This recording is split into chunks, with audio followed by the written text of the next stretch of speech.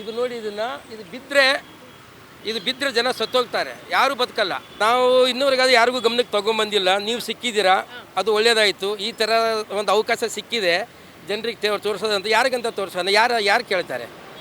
ಯಾರು ಕೇಳಿದ್ರೆ ನೀವೇ ಜನರಿಗೆ ತೋರಿಸ್ಬೇಕು, ನೀವೇ ಇಲ್ಲಿ ಇರೋಂಥ ರಾಜಕೀಯಗಳಿಗೆ ತೋರಿಸ್ಬೇಕು. 3 ವರ್ಷ ಇದರಲ್ಲೇ ಆಯಿತು. DK ಸರ್ ಆಯಿತು, ನಮ್ಮ ಸಿದ್ದರಾಮಯ್ಯನವರದ ಆಯಿತು. ಅದು ಬೇಡ ನಮಗೇನು ಜನರಿಗೆ ಏನು ಬೇಕು? ಎಜುಕೇಷನ್. ಇವಾಗ ಆಟೋ ಡ್ರೈವರ್ ಇದ್ದಾರೆ, ಟ್ಯಾಕ್ಸಿ ಡ್ರೈವರ್ಗಳು ಇದ್ದಾರೆ, ಅದರಲ್ಲಿ ನಾನು ಒಬ್ಬ. ಅವ್ರು ಎಜುಕೇಷನ್ ಕೊಡೋಕೆ ಆಗ್ತಾ ಇದೆಯಾ? ಆಗ್ತಾಯಿಲ್ಲ. ಇವಾಗ ಬಾಡಿಗೆ ಎಷ್ಟಿದೆ? ಮನೆ ಬಾಡಿಗೆ ಕಟ್ಟು, ಸಂಸಾರ ಕಟ್ಟೋಕ್ಕೂ ಆಗ್ತಾಯಿಲ್ಲ. ಫಸ್ಟು ಎಜುಕೇಷನಿಗೆ ಒಂದು ಸೌಲಭ್ಯ ಮಾಡಿಕೊಡಿ. ಇವಾಗ ಆಟೋ ಟ್ಯಾಕ್ಸಿ ಅವರಿಗೆ ಎಷ್ಟು ಜನ ಇದ್ದಾರೆ, ಅವ್ರಿಗೆ ಎಷ್ಟು ಕಷ್ಟ ಇದೆ, ಅದ್ರ ಬಗ್ಗೆ ಗಮನ ಕೊಡಿ.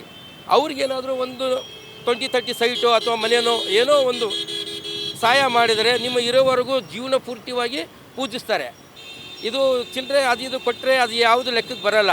ಶಾಶ್ವತವಾಗಿರೋ ಅಂಥದ್ದು ಕೊಡಬೇಕು ಅಲ್ವಾ? ಇವಾಗ ಬಸ್ ಫ್ರೀ ಆದಾಗಲಿಂದ ಟ್ಯಾಕ್ಸಿಯವರಿಗೆ, ಆಟೋದವರಿಗೆ ಎಷ್ಟೋ ಜನ ತೊಂದರೆ ಆಯಿತು. ಅದನ್ನು ದುಡ್ಡು ಒಟ್ಟಿಗೆ ಕೋಟಿಗಟ್ಟಲೆ ದುಡ್ಡು ಮಾಡೋ ಬದಲಾಗಿ 20-30 ಸೈಟ್ಗಳನ್ನು ಅಂತ ತಿಂಗಳಿಗೆ ಒಂದು 100 ಸೈಟ್ ಕೊಡ್ಬೋದು ನೀವು.